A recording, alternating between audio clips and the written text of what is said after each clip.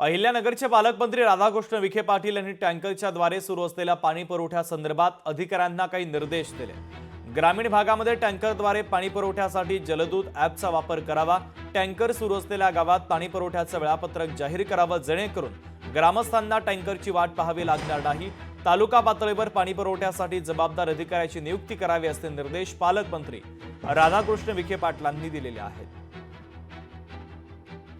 जलदूत app तयार करण्यात आलेला आहे की त्या प्रत्येक ॲपमध्ये रोजच्या टँकरची माहिती फोटो सहित ते सन्मान्य त्याचे जे ग्रामसेवक आणि तलाठी आहेत त्यांनी तात्काळ त्यावर फोटो अपलोड करायचा। वेळापत्रकावरची असणारी वेळ आणि त्या ॲपवर अपलोड होण्याची फोटोची वेळ आपोआपच ती मॅच होईल। जिओ टॅगिंग सारखं त्या निमित्तानं पाणी जे पुरवठा होतोय तो अतिशय स्वच्छ झाला पाहिजे।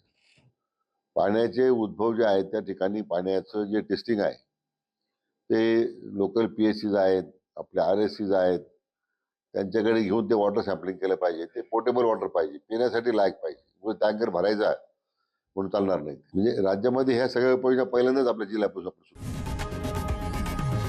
लोकशाही मराठी ऐका, पहा, जागरूक रहा।